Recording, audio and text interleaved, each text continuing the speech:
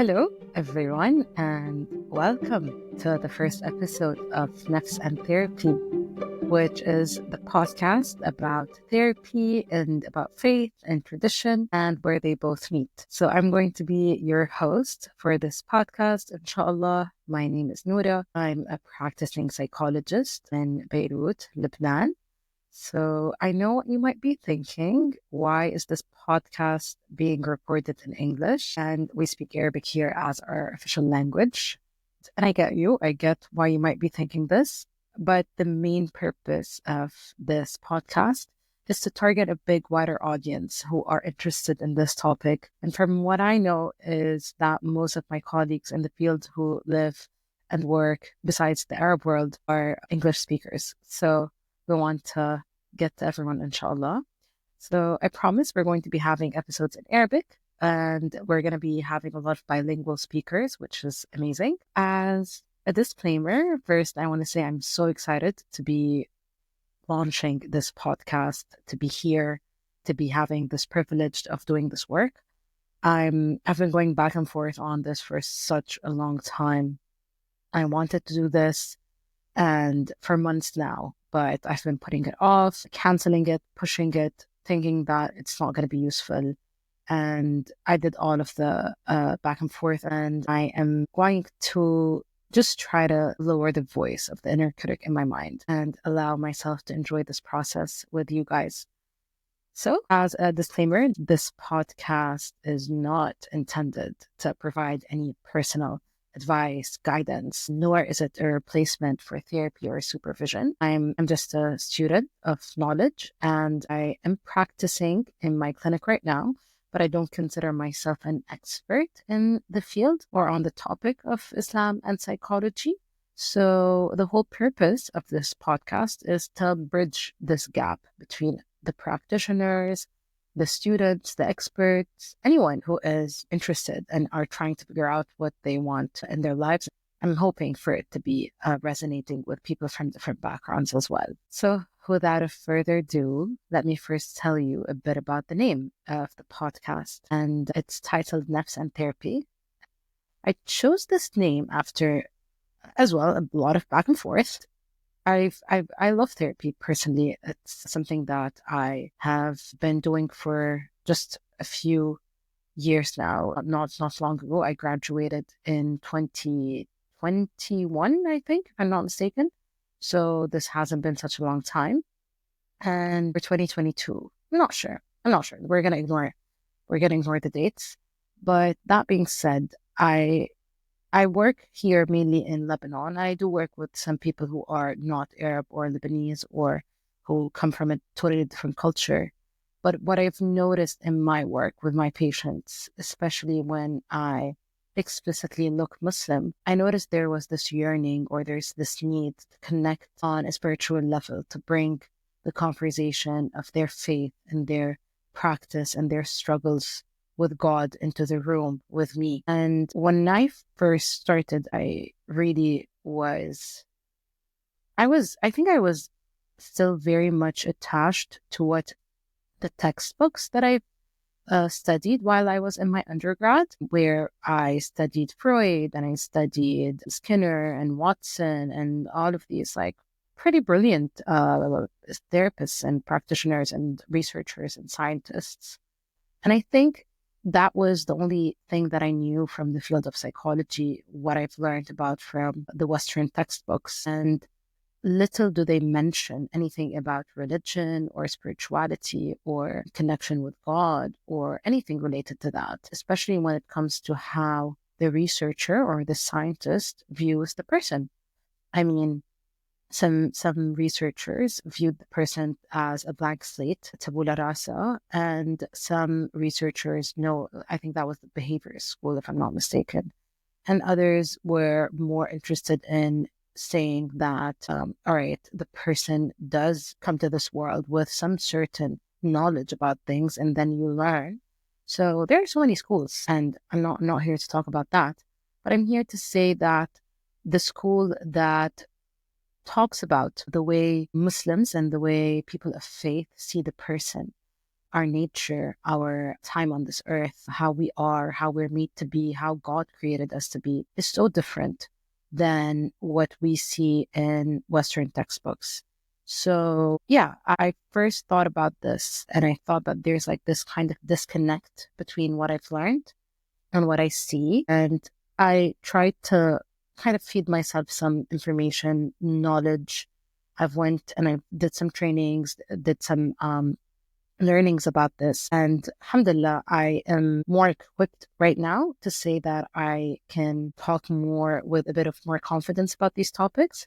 And at the same time, I'm doing this podcast with another purpose, and that is to learn and to grow and to help you guys learn and grow as well with me.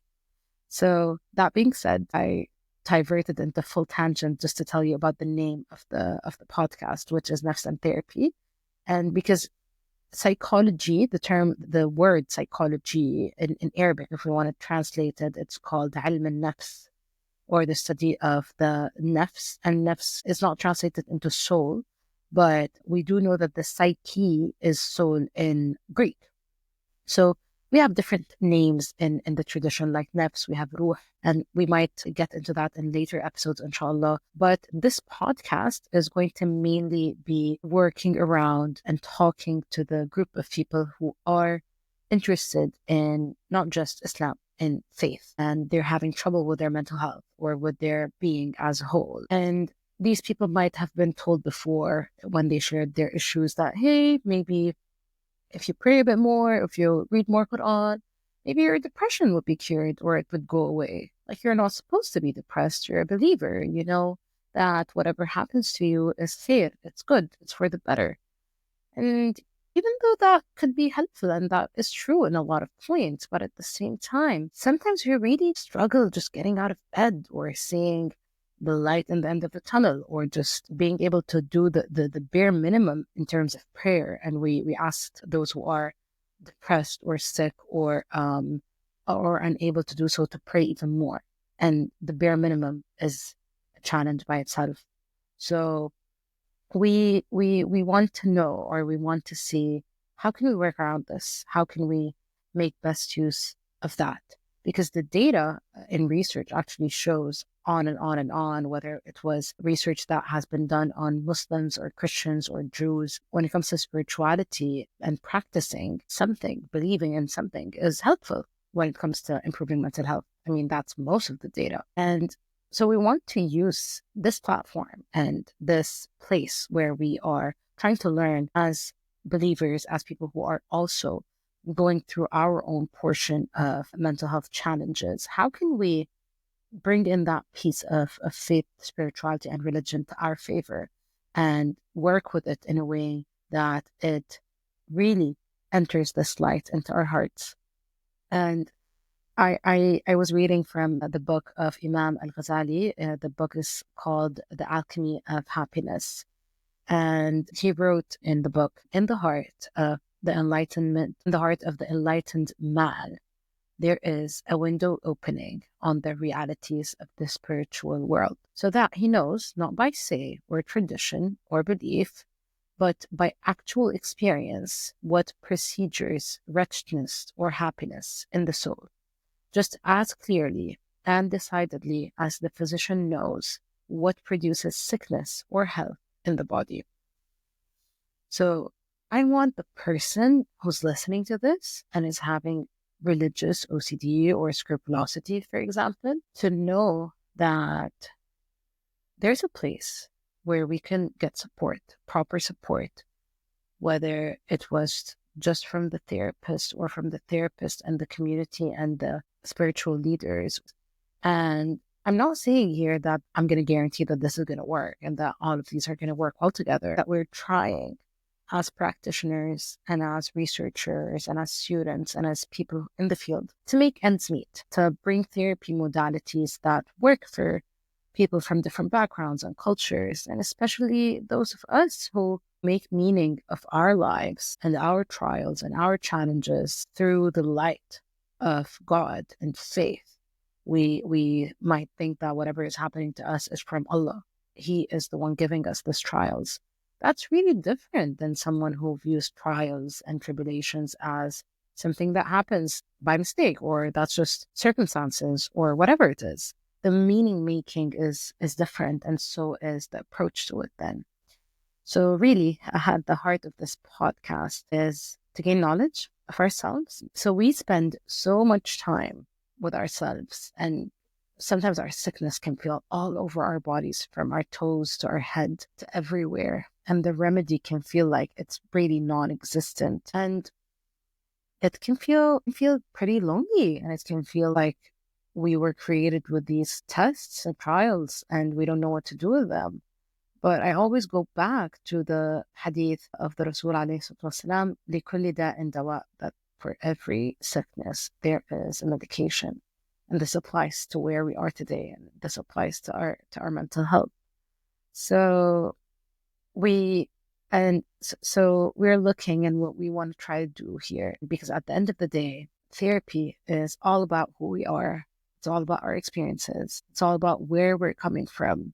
We, according to our scholars and prominent founders in the field of Islamic psychology, like Dr. Human Kashkavarzi, Dr. Abdullah Rahman, Dr. Skinner, and the founder of the field, Dr. Malik Badri, and so many more brilliant people, we see that we are complex beings that are made not just of a brain and a body. We do know that we have a nafs. We do know that we have a heart. We have our aql, or our brain, and we have our soul, our ruh. And if you're interested right now into knowing more about these four, there's so much work from Khalil Center or for Dr. Abdullah Rothman. If you want to check him out, he has some very good content on YouTube about this. But most importantly, I am mentioning this because I want to open the door for this podcast to be a place where we learn things together, and we see that we are sitting with a background that is so rich and so meaningful that it's really worth to just peek and take a look and see, what does this world have, to try to chew on things and to swallow the things that we like and that sit well with us, and those that do not, we can just look at it and spit it out if it doesn't. I'm a very random note about me, but I'm also trained in Gestalt therapy, and it's also a passion of mine. And Gestalt therapy is one of the existential forms of therapy. And I just took this showing and process or making meaning from them. So I will also be blending some of my Gestalt experience here as well, because it's a part of me and I'm very proud of it as well. So yeah, just to wrap up here, I really do believe that we are not just walking thinking machines. We are not just what we think. We are more than that. We are definitely more than that. So I want to take a quote here from Imam Ali, who said, "You presume you are a small entity, but within you enfolded the entire universe."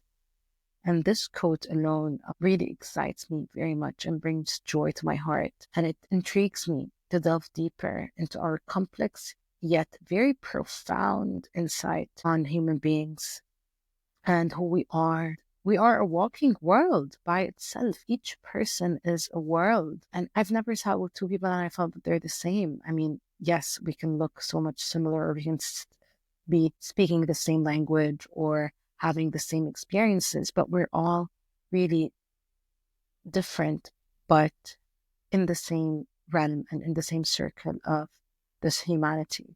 So our differences and our similarities are what makes us us. And I'll be having my colleagues here on the podcast as well, my mentors, my friends that I really look up to and get inspired by their work and our conversations together. And here is, I think, is a good place for us to wrap up for our first episode. I think that is a very good place. I hope that in this first episode, we made it clear on what's going to be like, or how this podcast is going to be like. The format is going to be very casual and conversational. That's my favorite way of listening to podcasts. So, and we're going to explore together. We're going to try, we're going to see what works and what doesn't. But what matters is we're trying, and we're going to be putting this out there in the internet world. So, and I already feel the excitement about this upcoming pieces of work, especially with some really brilliant colleagues of mine. So I'm going to end this episode here, and I hope that it is going to benefit anyone who found this podcast and it might be what they're looking for at this stage in their lives or what they needed today. All right, I'll see you soon. Bye.